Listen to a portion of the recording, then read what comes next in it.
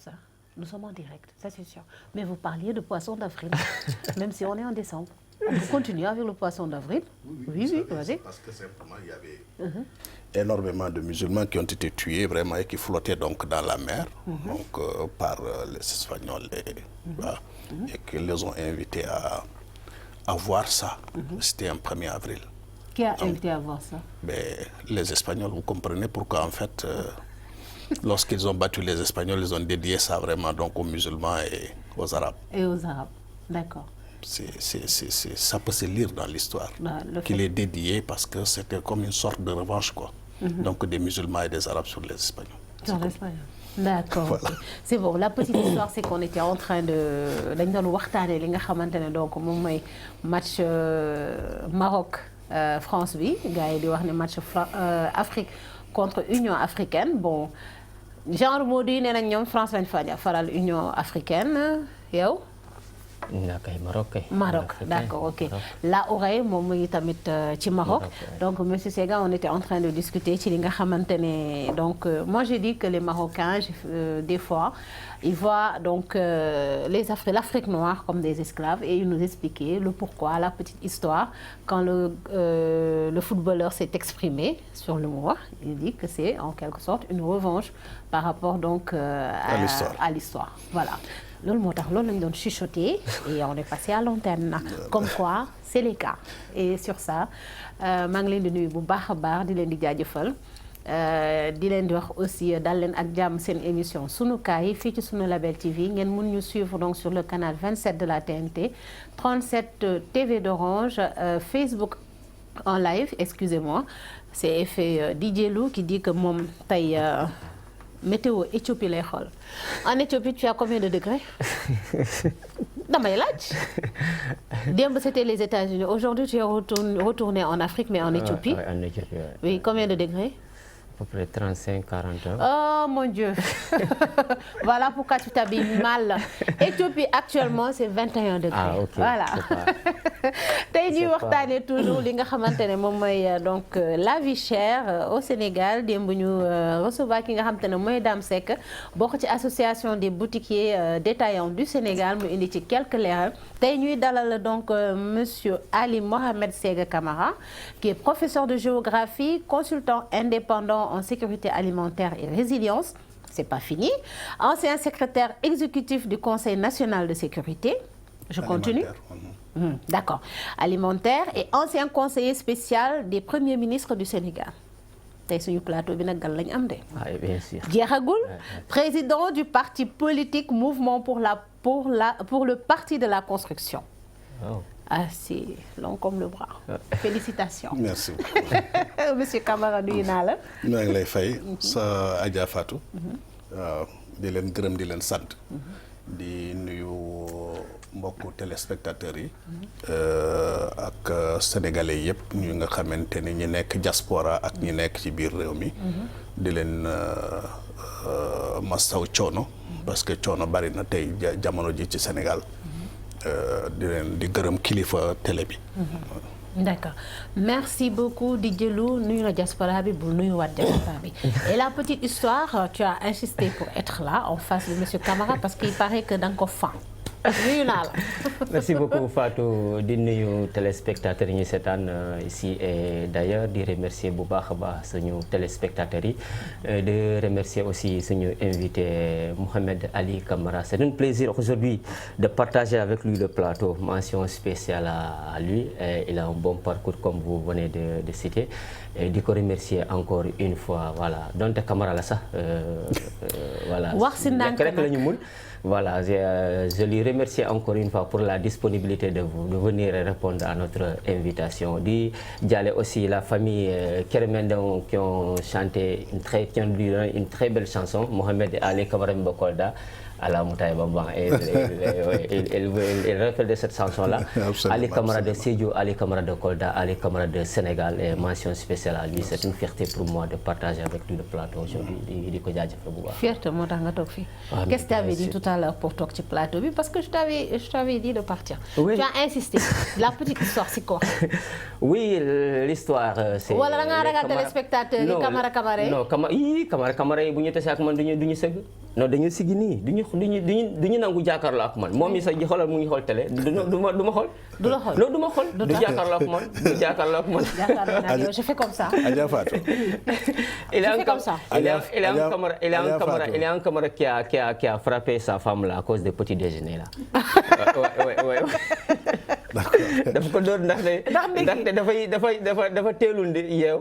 bu teel a defar ndekki waaw non jëkkër ji moo teelul yow jabar ji daa foog ni moom dafa yeew ba mu dem carrément. defarul ndekki waaw defarul ndekki ba mu defar ba pare mu ndekki lépp ak xale yi mu yeew mu ne ko ana sama ndekki mu ne ko yaa ma dama foog dem nga liggéey di mu ne ko demal defar ndekki léegi defar naa nañu xaar añ ba pare fekk saa waay mer nag indi ay karam aywa c'est des camara et voilà c'est une histoire yoo xamante ni ñëpp ko dégg camara lekk rek la ñu bëgg. Adja Fatou. xam nga la charte du Mandé de 1236 daf ñu wax ni Cissé Touré Berete Koma Diané ñii yëpp suñu sëriñ lañu kon nit boo jàkkaarloog sa sëriñ am na yenn sax doog ko wax waaye nag li nga xamante ne moom laa ciy teg rek c'est que sarax bu gën a doon ci àdduna ci kër sëriñ yi lañ koy lekke te yaakaar naa ne si sëriñ yi la non vous avez confondu suuse ak Cissé bokkul non c'est lu muy wax lu ma xam na lu muy wax suuse ak Cissé bokkul yi muy wax ni ñoom ay suuse lañu maanaam ñii ñi rey ay suuse lañu léegi Cissé yi ay ñooñu ay sëriñ lañ ay nangu na ne sëriñ nga mais nee na ci kër sëriñ yi non vu que yow comprendre fu may wax si j'ai bien compris Cissé ak suuse bokkul moom xam na fu man xam naa li ngay wax yow ay suuse lañu ay suuse lañu donc juste pour wax leen rek Sénégal benn bopp la toutes les ethnies kër boo dem je pense que da nga fay fekk bu ñu ko mënee tuddee melting pot. Absolument donc aussi di ñaax population pël yi ak séeréer yi nekk au niveau de Kirène jàmm dellu si waat seen diggante xam naa vendredi dinañ si gën a ñëw ci lu mu gën a yaatoo parce que quand même am na fa ku fa xale bu fa ñàkk bakkanam parce que tout simplement pël yi seen nag yi dañoo dugg ci biir toolu séeréer yi di ko lekk histoire après mu gor ko les pël xam naa vendredi man pël laay invité fii ñu toog ñu jaakaarloo fii pël yi ak séeréer yi et on règle le problème en direct ci kaay une fois pour toutes du ñu bàyyi suñu tool yi noonu lañ koy defee noonu lañ koy defee non il faut ñu kaaleen mais en tout cas pour vous dire que rek di massawu la famille et puis di wax aussi que ni rek Sénégal benn bopp la kenn mënu ko xaw ñaar comme on dit dans toutes les familles séeréer di nga fa fekk ay pël yi di nga fa fekk ay séeréer bambara yi nga fekk fa ay soninké Cissé yi boo demee ci camara yi nga fekk leen fa et puis waxal ndànk ci camara yi parce que sama turandoo camara la set voilà donc thème tey bi monsieur Camara di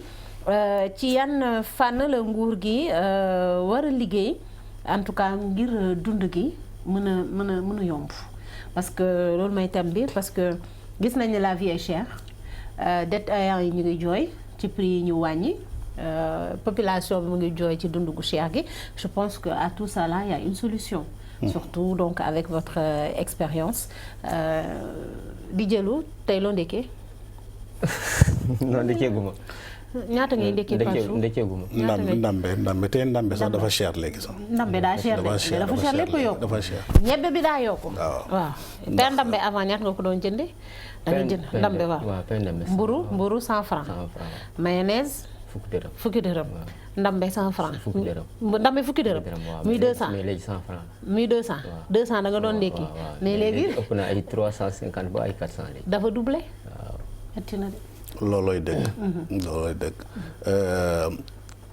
Adja Fatou maa ngi lay gërëm di la sant ci laaj bi nga ma laaj ni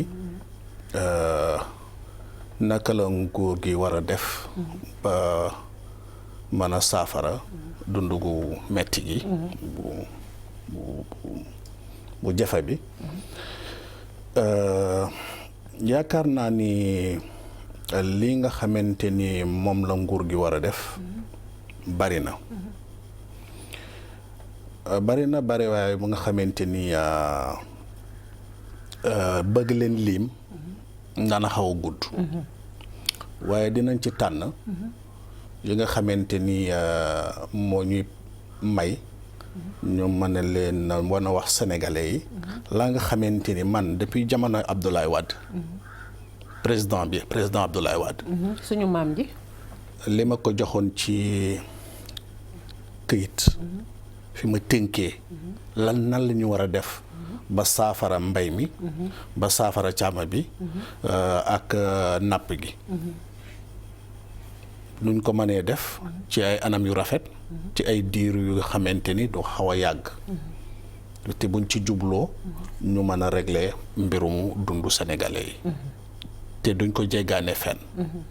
ndax Adja Fatou il faut que ñu xam ni que Sénégal daaw rek 2021 1063 milliards de francs CFA moom la ñuy jëndee dund. ci bitim réew di ko dugal ci Sénégal. ren gi waxuma ci dara 1063 milliards. ça c'est beaucoup. ci lu ñu dundee. donc nga xam ni loolu ci dund gi rek la dugg. pétrole nekk fa yeneen yi nekkuñu fa. nga xam ne loolu seet na. metti na. torop. rax ci dolli. ren gi boo ko jëlee. bu ñu moytulee. suñu demee bay dugg ay waxtu nawet. daañu toll ci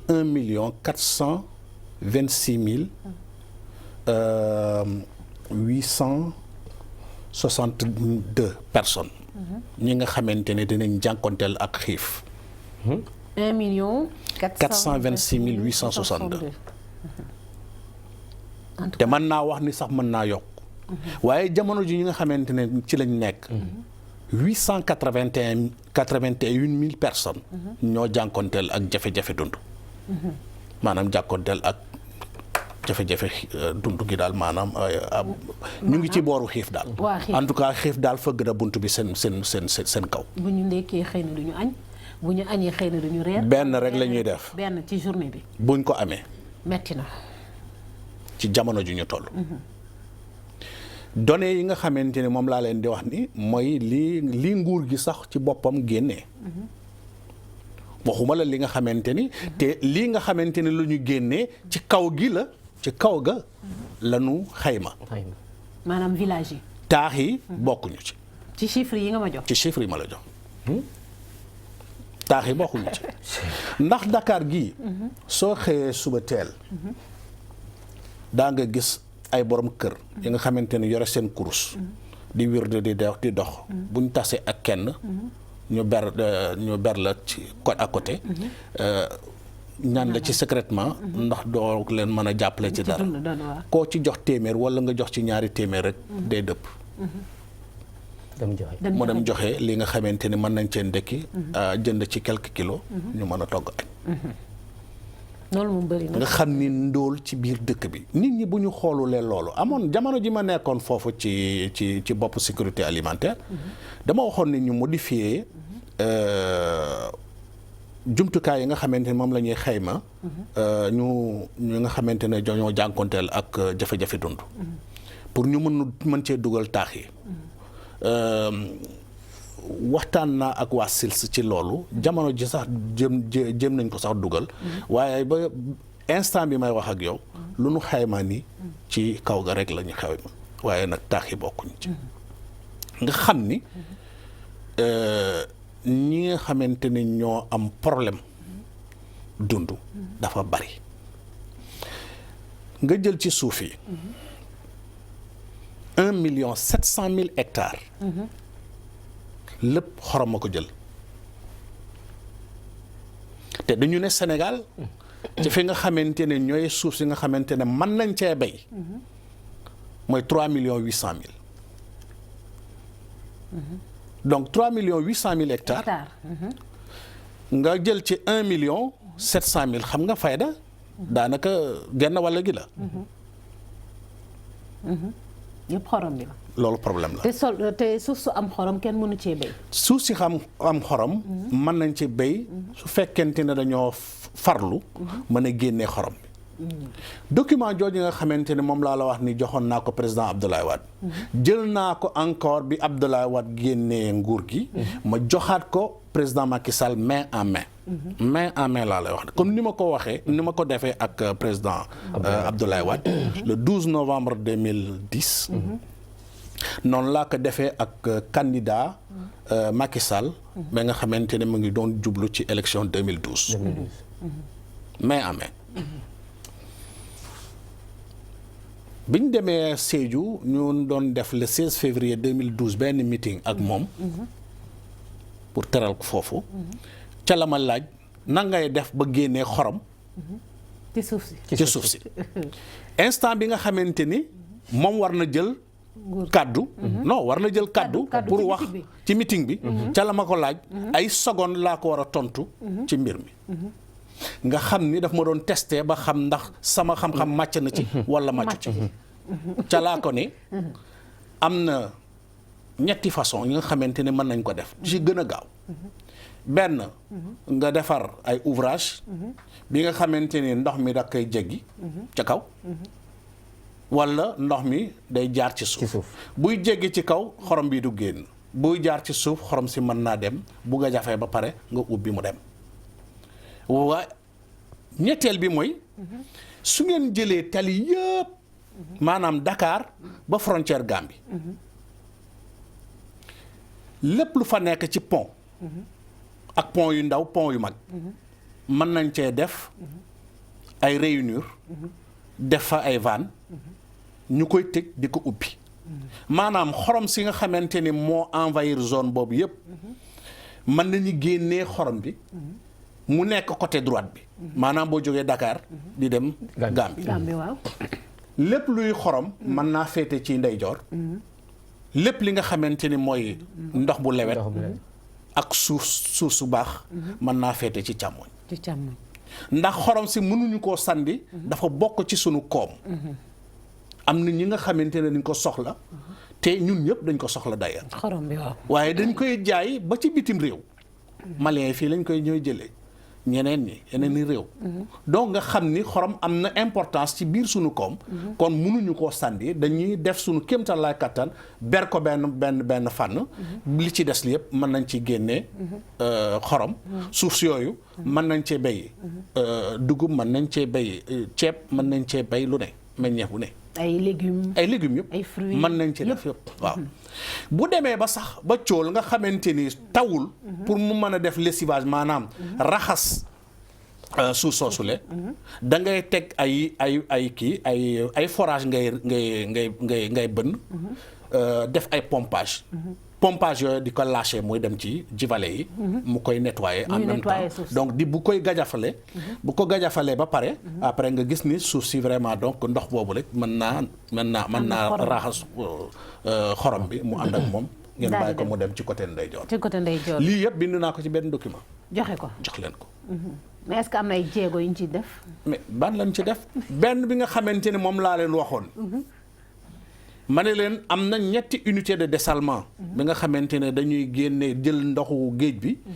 génnee ci xorom li ci des li mu nga xamante ne ndox mu lewet la mën naa dugg ci biir réew mi nit ñi mën ci jëfandiku mën nañ ko naan mën nañ ci sangu mën nañ ci arrosé mën nañ ci defar glace mën nañ ci donc usines yi mën nañ ko utiliser pour seeni besoin nag yi ak doomu aadama yi lii waraloon loolu yëpp te pourtant bu ñu fàtte ne Sénégal li ko wër mais 700 kilomètres la ñu am ci tefes muy côte c'est pas petit on a 1700 kilomètres donc de fleuve bi nga xamante ne mooy fleuve Sénégal te xam nga fleuve Sénégal boobu 39 milliards de mètres cubes ndox mu lewet moom lay sandi ci biir géej bi at bu ne duñu ko sànni nag su tuutee 27 milliards su demee ba normal 39 milliards lay nekk te ñun Sénégal gii dañu soxla simplement donc piéger 7 milliards yi nga xamante ne moom la ñuy perte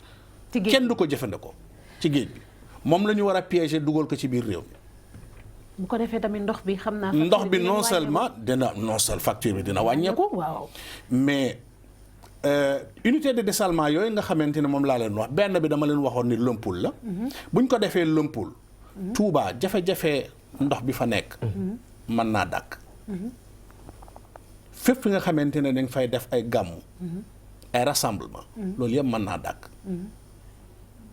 te lii nga xamante ne ñu ngi koy tabaxee ay château d'eau yooyu yëpp mën naa ñàkk ay anglo-enterré moom la ñuy def maanaam ay réservoir yu mag la nga xamante ne dañuy gas ñu def ko ci def ko ay réducteurs yi di pousse ndox mi xam nga ndox du yéeg normal mais il faut nga defal ko ay réducteurs pour mu mën a yéeg boo amee 3e étage xam nga ni il faut mu am ay réducteurs pour que nga mën a am ndox bu yéeg dem ci 3e étage donc yu mel noonu la malheureusement ñi fi nekk li leen tax a jóg bokkul ak li nga xamante ne moom mooy soxlaw Sénégalais seen askan bi d'ailleurs moo tax xam naa vie bi cher léegi boo gisee Sénégal gi suñ ko xaymaa en termes de nombre d'hectares yi nga xamante ni mën nañ ci béy ginnaaw 3,800,000 moom yooyu terre arable la moom la tubaab yi di wax terre arable mais terre cultivable yi dem na ba 640 millions astaghfirullah 640,000 hectares 640,000 hectares yooyu am na ñuy laam-laamee ne sax xëy na loolu sax day bare parce que 200,000 hectares yi peut-être mën nañ ko féetale boor 240,000 yi peut-être ñu féetale ko boor mu des simplement 400,000 hectares yi nga xamante ne mën nañ koo béy ci Sénégal ma répartir leen ko 240,000 hectares di nga ko fekk dans la vallée du fleuve Sénégal 100,000 hectares donc ñi nga xamante ni culture décrue la te mën nañ ci béy ay lima la lim fi yëpp nga am 60,000 hectares mi nga xamante ni ceeb la ak yeneen yi nga xamante ne mën nga ko cee béy mais yooyu ci bas-fond yi lay nekk ak mangrove yi ku am lu mel noonu ci biir Sénégal ngay jéggaane ceeb doy na waar problème la y a problème def nañu fii ay essais agronomiques ci vallée du fleuve Sénégal ñu xam ni mën nañ fa béy blé bi les résultats sont concluants que ñun mën nañ béy blé mën nañu béy blé dans la vallée du fleuve Sénégal ci Fouta gi diggante Bakel ba Dagana mën nañ fa béy blé donc ñu bañ a importer blé parce que soo déggee ñu lay naan waaw jamono ji crise ukrainienne bi gisewul dara ak ñun ci yoon dara ba tax bisaab bi jar léegi parce que Ukraine lii nga xamante ni moom lay exporter lu ci gën a bare moom ak Russie mooy blé bi ak engrais yi mais nañu waxante dëgg ICS lu muy njëriñ fii est-ce que xam nga ni production ICS bi ak production ñaari usines yi nekk Nigéria ñoom ñoo mën a fournir Afrique totalement ay engrais te duñ ko jooytu fenn duñ ko jéggaani. ñaari usines yi nekk Nigéria ak ICS bi nekk fii te bi nekk ICS bi nekk fii filiale bu yu Nigéria yi la. yu Nigéria yi la. donc engrais yooyu nga xamante ni ñu ngi koy produire fii ak Nigéria 75% de la quantité Amérique latine lañ koy yóbbu. ñoo koy yóbbu ay ñoo koy jaay kon ñu dañuy produire rek di exporter di produire rek di exporter bu ñu paree léegi dem jëndi naka te engrais di fi cher 63 milliards c'est pas normal. doy na waar lii moom kaa jël nañu ñu jaay ko indien yi fii ci ay njëg yu yomb. xam nga loolu dafa mënul samp kër. ma wax leen ni suukar. parce que histoire boobu aussi il faut que ñu teg ko ci kaw taabal bi. nit ñi dañ ko nëbb loolu bari. suukar bi surtout suukar bi. suukar si am na bayre de ñëpp suukar la ñuy wax xam nga jamono ji y a problème. li mesures yi nga xamante ne moom la gouvernement yi jël. détails yi nee na duñ ko def. moo tax mu am pénurie suukar. instant bi pénurie suukar dafa am. doo ko gis. nga xam ni loolu dafay indi loraange ça veut dire que réfléchir wuñu ci mesures yi nga xamante ne dañ koy jël. parce que bu njëkk ba dafa amoon benn institution bi fi nekk bi ñuy wax ni caisse de péréquation et de stabilisation des prix. waaw boobu caisse bi mu màbbee. boobu ak léegi Sénégal ce n'est plus tranquille mais seetlu leen rek prix yi kañ la ñu yokk jamono ji nga xamante ni. nguur gi perte na pratiquement Assemblée nationale. mais ils ont lâché les désinformateurs. ñu dugg ci circuit commerçants yi def lu leen neex. noonu la ñëwee. léegi xam nga boo defee lu mel noonu tout de suite nga gis ni sénégalais commencé jàmbat. cher na ni ñuy jàmbatee noonu nga ne waa man mi nguur gi damay jël ay mesures vraiment donc pour que vie chère bi dàkk. nga piéger sénégalais ba pare ensuite naan voilà léegi yow yaay sapeur bi da ngay ñëw fay taal bi. problème bi loolu la ay kër yu bëri lakk rek. tu comprends mbir mi donc foofu la ñu toll et il est bon que nit ñi mën comprendre nguur gi. ci politique dañu am seen agenda bopp. toog vraiment pour. lor sénégalais yi. parce que juste booy defar. duufal sa poche. kii nga xamante ne moo la fi tax a toog. kooku di jànkonteel ay jafe-jafe ci dundam. nga xam ni tooguloo fi pour moom mais da nga toog pour sa bopp. sonn nañ de askan bi sonn na wi. alors man li ma bëgg a xam bi nga defar ci dossier boobu noonu nga jox ko président Macky Sall. alors quelles étaient les procédures wala toppuñu ko pour xam exactement kii lu muy wax ni dëgg la wala ñu xool exactement. pour appliquer ko waaw. parce que 2012 ba léegi. dama lay jox seede xam nga dama ne benn bi Lompoul la. benn bi. dafa war a nekk Foundiougne. beneen bi dafa war a nekk Cabrousse. te benn bu ci nekk dama prévoir ni 120 000 mètres cubes par jour moom lay génne ci ndox mu lewet. dugal ko ci réseau bi. moo mën a dugg. Lompoul danaa mën a sànni ba Matam. Foundiougne dana mën a sànni ba Bakel. Cabrousse mën na sànni ba Kédougou. léegi dañ lay wax ni mais dafa am ay contraintes. maanaam pente bi. pente Sénégal dafa pente de 0,6%. donc pour rectifier ko c'est vite fait. 0,6 moom bëriwul. c'est vite fait. léegi nu ñu koy defee pente boobu. yaa ngi may dégg. donc pente bi mën nañ ko modifier. simplement par des techniques bien appropriées. de surélévation justement donc des pipes. donc incliné ko.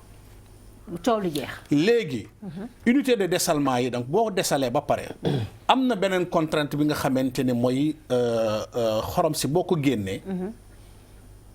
soo ko refoulé wulee. fi nga xamante ne war na faa nekk bu taawee fenn rek mën naa développer radioactivité. loolu. xëy na ci beneen niveau la. ci beneen émission mën nañ ci waxtaan. loolu ci beneen cas la. léegi bi ma leen waxee loolu. lan la ñu def. dañu tànn dem defi ji unité de dessalement bi Wakam fii. mais unité de dessalement bi ci Wakam. sur un plateau rocailleux. léegi nag nga traité. déchets yi. buñ ko jooree sur le plateau rocailleux. bu nawet fekkee mbir mi foofu.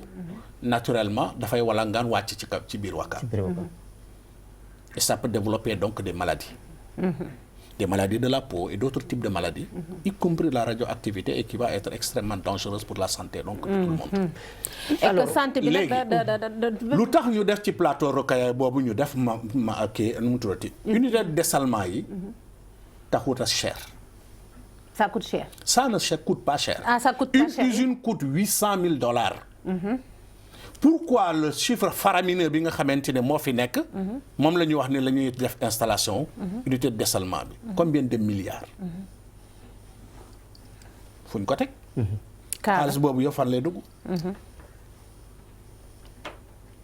problème bi foofu la. donc nit ñi dañuy surfacturer. juste on choisit un endroit oui bon techniquement c'est difficile ceci et cela. ñi nga xamante ne ñoo fa nekk mais voilà. dañ leen di wax na vraiment donc on voudrait avoir temps. après vraiment donc votre prestation lii lañ ci soxla. ñu def ko ci. mais c'est la facture se gonfle et ce sont les Sénégalais vraiment. mais on paye en tout cas on souffre ci vie chère bi vas-y. mais c'est quoi le problème vu que li ngay wax ni yëpp da nga am ci expérience am nga ci xam-xam. mais c'est quoi le problème pour ce procédure là. wala da nga de fait que bokkoo ci parti bi wala. loolu c'est des questions politiques. c'est quoi le problème en fait. non ça c'est des questions politiques on va le sauter. mais on va aller dans d'un point de vue politique. voilà. xam nga le principe est simple li ma la jógee wax la mbir bu fekkente ne dalaa soxal day fekk mu soxal waa réew mi. waa réew mi voilà. nguur boo gis bu fekkente ni dafay jublu ci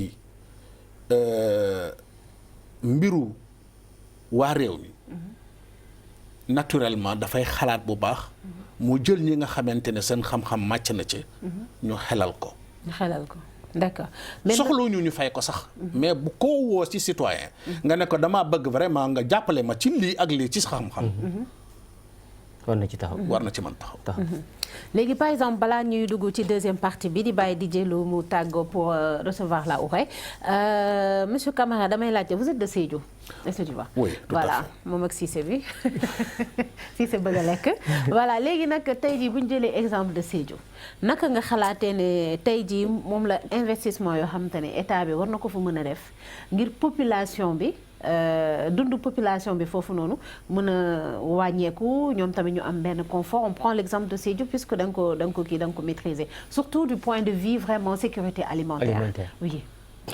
waaw xam nga Sédhiou daanaka zone la bi nga xamante ni ñetti mbir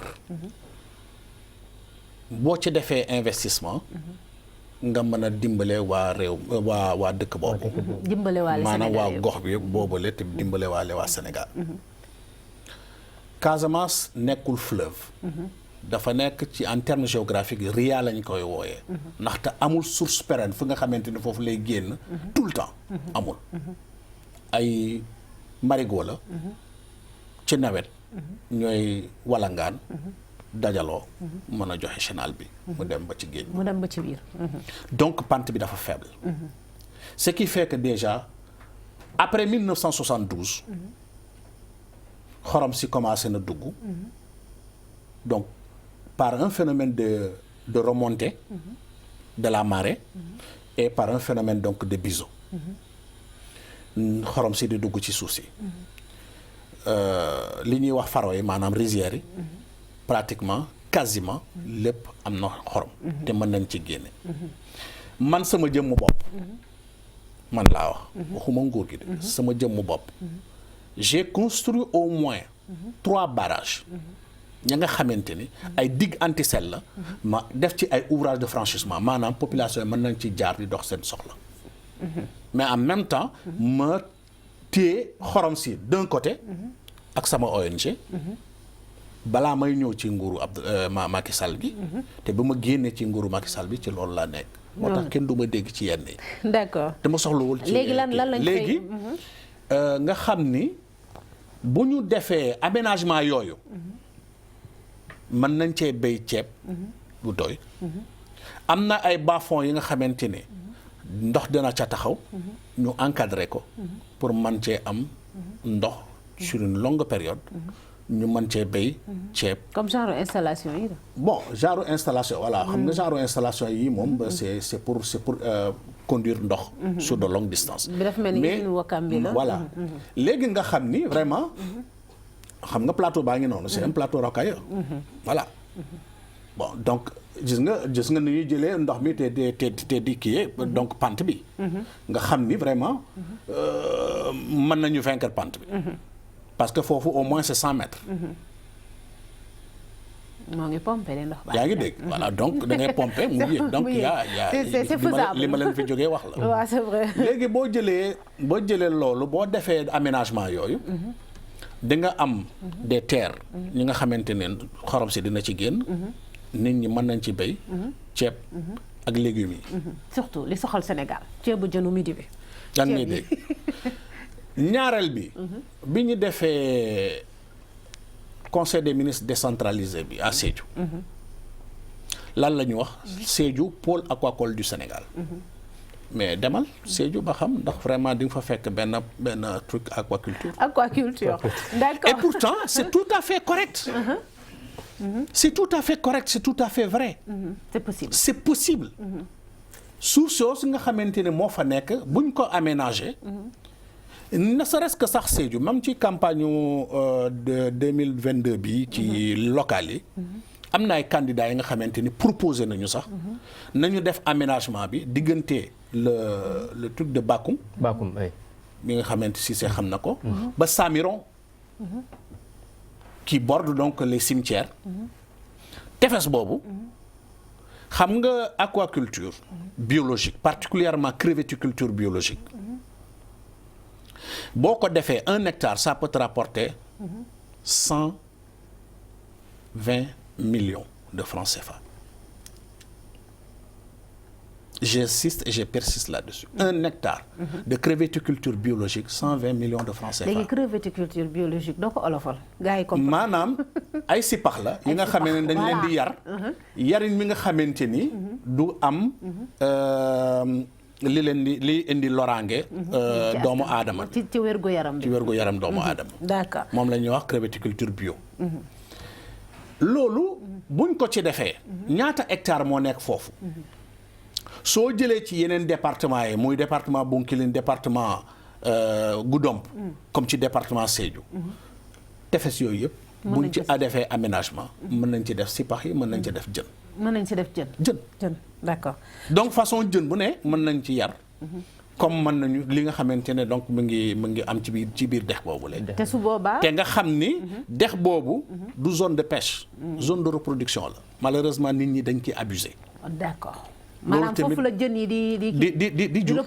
di jur kon kenn waru ko fee napp. mais kenn waru ko faa napp. mais nit ñaa ngi koy def parce que ñàkk pexe la. amuñu jën. léegi nga jël li nga xamante ne mooy càmm gi. mais ñaata àll moo fa nekk. léegi nag balaa ñuy dem ci àll bi ñun dañuy dem ci suñu àll maanaam donc ñu dem page publicitaire dellu si waat si plateau bi di jëlu ñu bàyyi la ñu dalal ki nga xamante ne mooy la. waaw merci di dig dégg rek di leen wax rek suba rek incha allah même heure ak même thème ak yeneen invité di remercier. non dundu gu cher gi rek ñoo ngi ci semaine bi xam nga approche fête yi foog ñu wan nit ñi dafa cher pour ça semaine prochaine bu ñu si duggee gars yi def ndànk ci fête yi xam ne yàq bi nag dañ koo war a dépasser surtout ci foofu noonu voilà léegi nag ñu dem page publicitaire dellu si waat si plateau bi.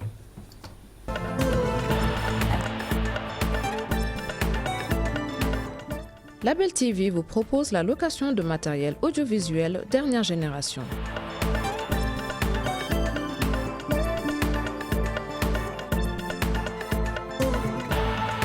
Caméra, écran géant, travelling, jeux de lumière.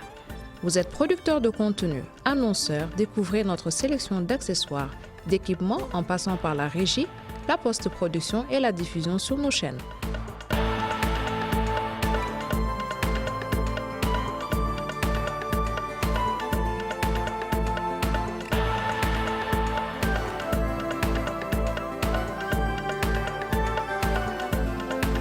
Nous vous proposons également la location de studios d'enregistrement, de salles de tournage, un studio de doublage numérique 32 pistes et un accompagnement pour tous vos événements, captation, spectacles, publi-reportages.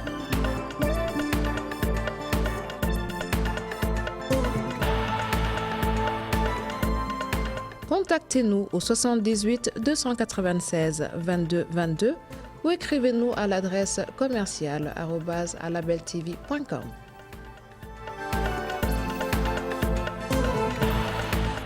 ñuy woo donc annonceurs yi ñu ñëw wuyu si li nga xamante ne moom mooy madame Lo ci li nga xamante ne moom mooy donc ñëw jàppale sunu Label TV télé ndaw yi télé bi nga xamante ne foofu ngay amee donc information yi en tout cas yi soxal askan bi voilà ba tax ñu dalal monsieur Ali Mohamed Sega Camara di consultant indépendant en sécurité alimentaire et résilience dama ko cité benn rek ci yeneen yi ma tënkoon au début voilà donc tey ñuy waxtaane li nga xamante ne naka la nguur gi mën a def vraiment ay investissement ci biir région yi nekk au niveau du Sénégal pour que vraiment suñu vie bi li ñuy wax ne cher mën a wàññeeku Ali monsieur Camara wax ñu ne on importe 1063 milliards ci lépp lu dem ci dund je pense que ak terre yi ñu am ñëpp di wax les projets qu'on peut mettre en place je pense que war nañu xool ce chiffre là comment le diviser par je dirais même pas moitié mais diviser par 10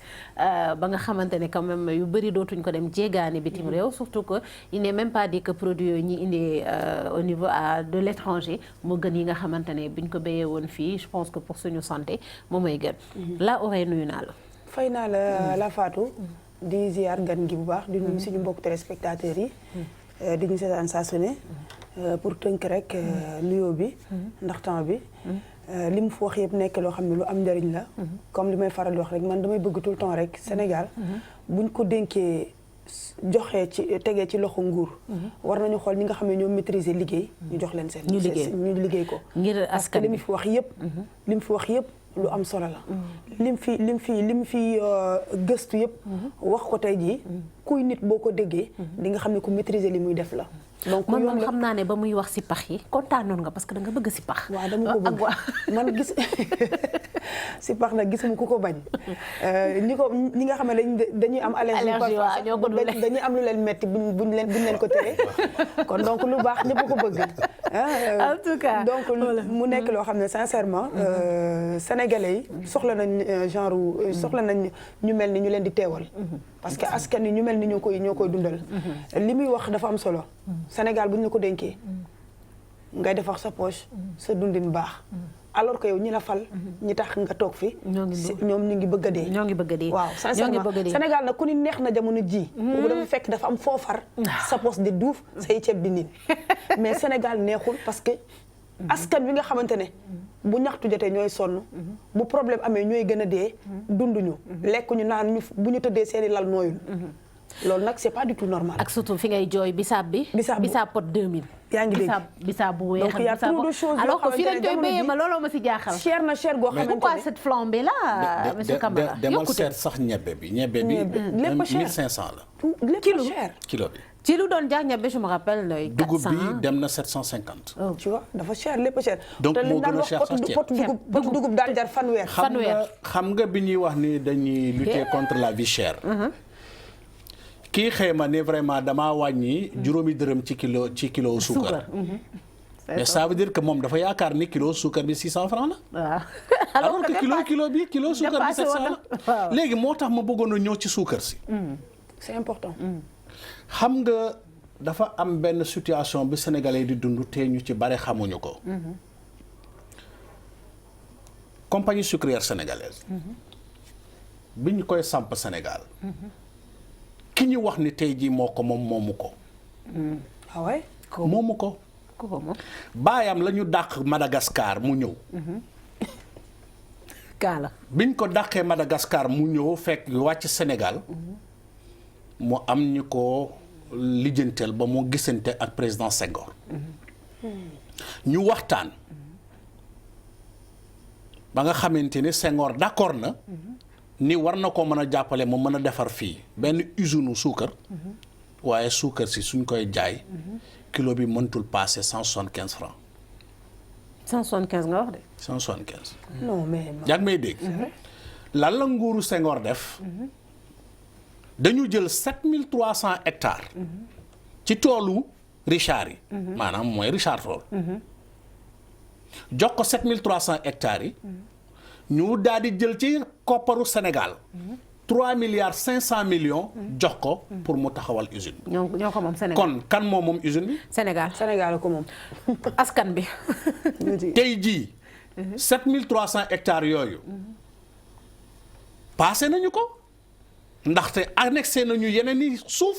ya nga xamante ne moom fa la ñuy béyee. bant suukar yi. te un peu plus de 11000 liggéeykat ñoo fa nekk. kilo suukar ci marché mondial bi. su daanoo 40 francs lay dem.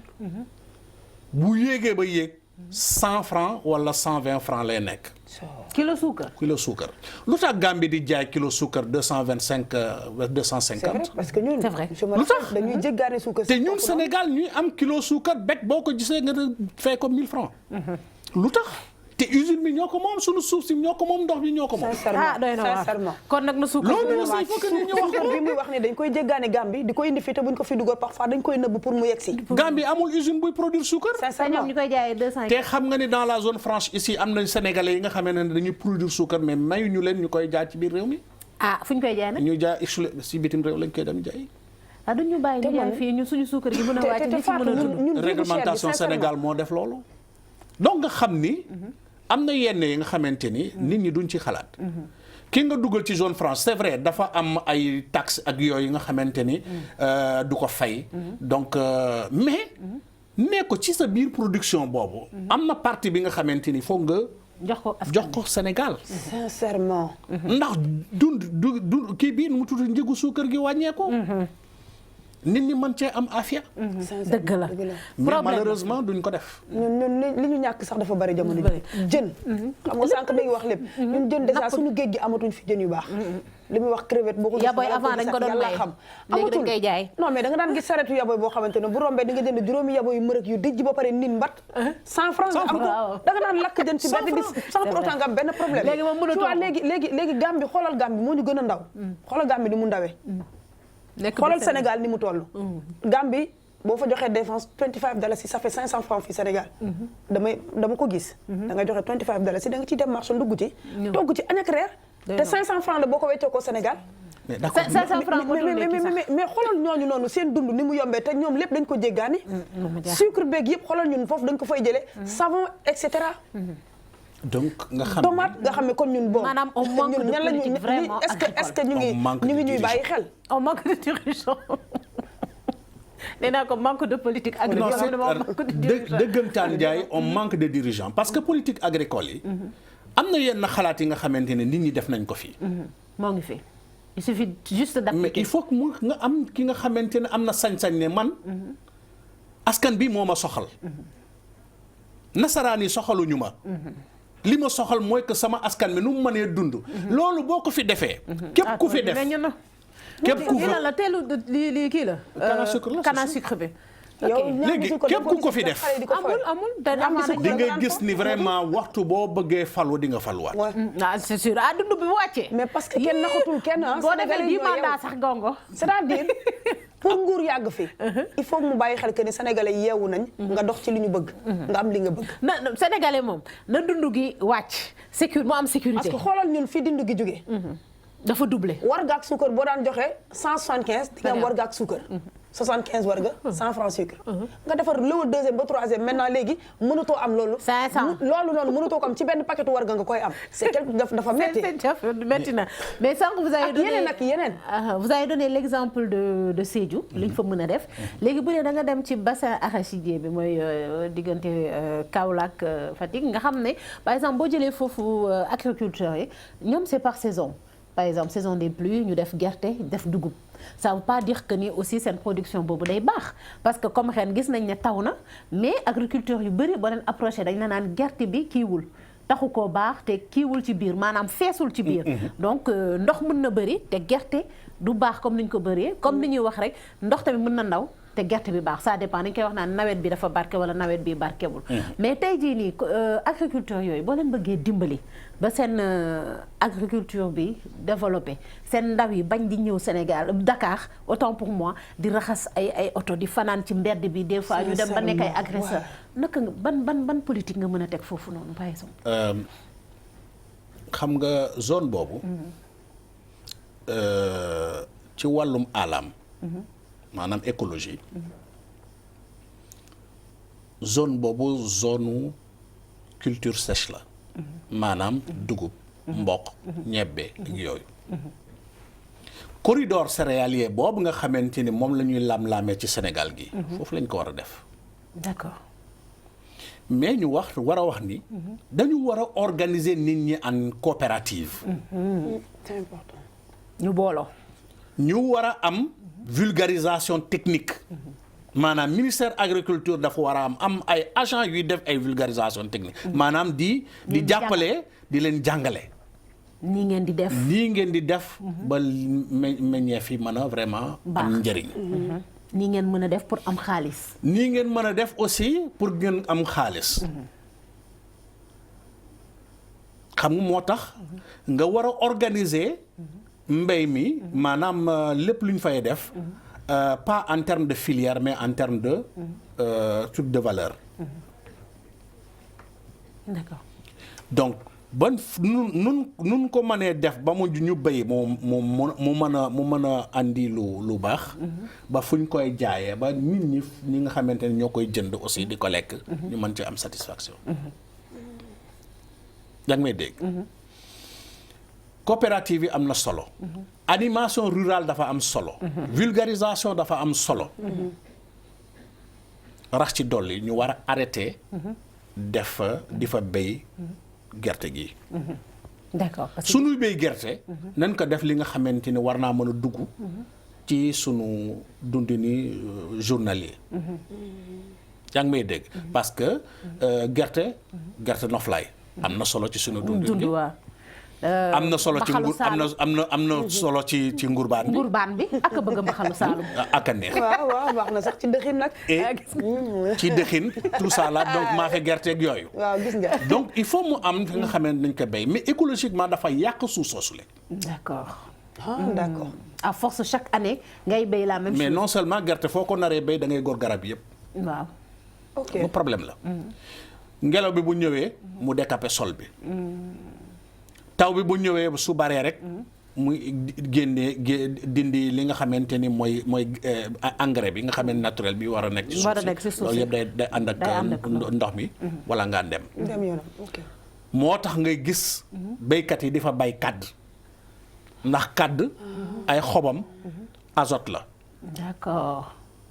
yaa ngi may dégg donc zone boobu yëpp mën nañ ko réaménager ñu def fa ñetti type ginnaaw dugub bi mboq mi ak ñebe bi mën nañ cee def ay garabu ndamaraas waaw. ah bon. mën nañ fa def mango muy law di dem te mën nañ fa def ay garabu tiir bu ñu maîtriser ndox mën leen ko jox donc nga xam ni garabu tiir bu demee ba jàppandi à partir de ñeenti at day commencer jur te minimum am na ay kii la ay garab yi nga xamante ni da lay jox 50 régimes par an benn garab rek mën na laa jox 50 régimes par an. maanaam li muy jur non li muy jur loolu waa ci biir at bi mën na laa jox benn garab bi mën na laa jox fukki doomu kii bi ba 50 voilà ba 50 juróom fukk donc 50 yooyu nga xam ni ñaata hectare moo cee nekk mën nañ ci taxawal usine na nga xamante ni moom mooy defar dëwtiir boobu nag gis nga bidon yu jaune yi ak yu weex yi ngeen di gis ni ci marché bi dëwtiir kese la dañ koy tàngal ba mu saas mu daal di changer couleur mu nekk nii yaa ngi may dégg ñaata doomu Sénégal maanaam ay ndaw ak ay jigéen ñi nga xamante ne mën nañ cay xëy te garab bi mën naa dem ci exploitation benn garab bi mën ngaa dem ba fanweeri at nga koy exploiter donc bu comment tàmbalee ñeenti at mën ngaa dem ba fanweer at balaa ngay mën a gor garab boobu rek def ko leneen boo jëlee kii bi ay xob yi nu mu tudd ci artisan yi mën nañ ci defar ay pañe ay kakut ay maanaam lu bari ay mbaxana ay tengaan ak yooyu te day nekk consommé sénégalais te mën na nekk sax ay pochette yi nga xamante ne da ngeen koy yore kon ñun Sénégal ñun loolu la ñuy jéggaani kon ñun li ñuy jéggaani dara duñ ko sànni ci garabu tiir léegi boo jëlee ndaamaraas bi non seulement doom bi darkase bi soo ko nalee mën nga cee am vinaigre doom bi nii oui mën nga cee am vinaigre mooy fruit bi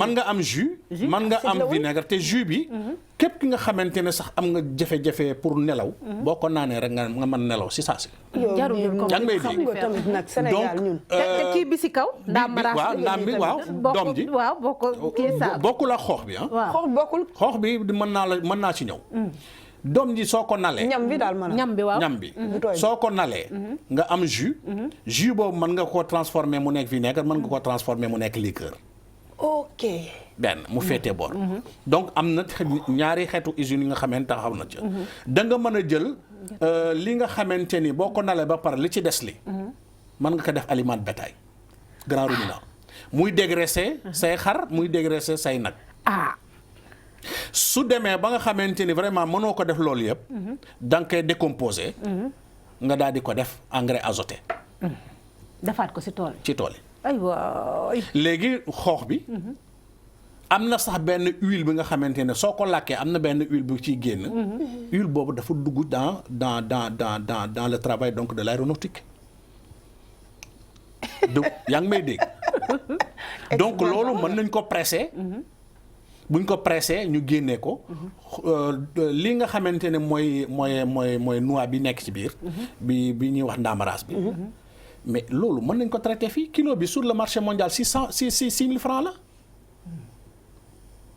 sur le marché mondial 6 000 francs la le kilo te ñun dañ koy jël fii rek quoi Casamance bu ñu ko jëlee foofu wala Gambie fii côté Sokone ñu daal di ko jégaan kii jaay Indien yi ak Mauritaniens yi ñu yóbbu ko ñu importé waat ñoo ñu indi ko te xam nga am na benn njëriñ sur le plan militaire benn njëriñ am na fa la plupart du temps sur théâtre d'opération yi ñu ci bare dañ koy jënd ñu def ci tuuti xorom jox ko seeni soldats yi ñu yore ko ci seeni musette yi bu amee guerre soldat talul vraiment donc añ talul reer talul ndekki bu ñuy def loolu ci seen kii bi sax mu ñuy tiire mën nañoo def nii di ko dugal seen gémmiñ di yéey doo xiif léegi na nga am sa gourde jël rek quoi naan tuuti ndox rek mu jeex tàgg voilà donc gis nga quoi ça veut dire qu'il y a énormément mango même chose léegi nag xam naa temps bi dañu tënk suñu réalisateur bi mu ngi ñu koy signaler en tout cas comme ni ma ko waxee woon rek c'était pour xool vraiment ci levier yi nga xamante ne nguur gi mën na fa appuyer pour ñu mettre en place une bonne politique agricole dund gi mën a wàcc parce que sénégalais yi sonn nañ chaque jour que Dieu fait je pense que sénégalais bu nekk yaa ngi jooy maanaam dund gu cher gi insécurité bi santé bi alors que je pense que ñun am nañ lépp mais Adja Fatou donguma la sax am na benn information bi nga xamee ne dama la koy jox président nañ fi yàggul benn forum sur l'eau ñu wax l'eau des nappes là nañ ko dem jëli ji di ko dem utiliser on a suffisamment d'eau de surface yi nga xamante ni réglé wuñu ko napp yi nga xamante ni moom la ñu am Sénégal 600 milliards de mètres cubes moo ci nekk ëpp na ci 600 milliards de mètres cubes yooyu 400 milliards yi daal ñu am xorom 200 milliards rek moo amul xorom léegi boo bëggee exploiter li nga xamante ni dafa nekk ci biir suuf si alors que yaa ngi am ndox mu lewet ci kaw suuf si te traité woo ko utiliser wu loolu xam nga xel waru la may ngay def yu mel. d'accord donc ci xel boobu loolu la ñuy rester donc ñu doon recevoir ki nga xam te ne mooy monsieur Ali Mohamed Sega Camara di donc consultant indépendant en sécurité alimentaire et résilience ma bàyyi la rek nga tàggatoo ñu daal di tëj li nga xam te ne mooy suñu émission kaay bu tey. waaw di gërëm ñëpp di sant ñëpp. ginnaaw kàddu yooyu tamit di wax rek. nanu fexe. ba Sénégal gi ñu teg ko ci ay raay. fexe ba dund gi. ñu wàccee ko ñu bañ a indi. ay tolof-tolof. ci commerçant. bañ a indi tolof-tolof ci consommateur. bañ a indi tolof-tolof ci grossiste yi. ñu dagg carrément. ay forme d'importation yi nga xamante ni mën nañ ko ci suñu biir réew. suñu biir réew d'accord. je pense que te ñu ma rax ci dolli. que lu ñu fi jógee def nii. di wax ni agriculture moo war a yenu souveraineté alimentaire. du benn dëgg. du dëgg. du dëgg du yoon. du yoon d'accord monsieur Camara loolu nañ ko changé. voilà d'accord merci beaucoup ñu génnee OGM yi ci biir sunu réew mi. d'accord xam naa boobu dinañ ko kaa incha allah bu soobee yàlla mais temps bee ñu tënk donc ñu leen di jaajëfal bu baax a baax ci ànd bi ngeen ànd ak ñun la uxay ma tàggu la donc boo feet njoko njal. njoko njal.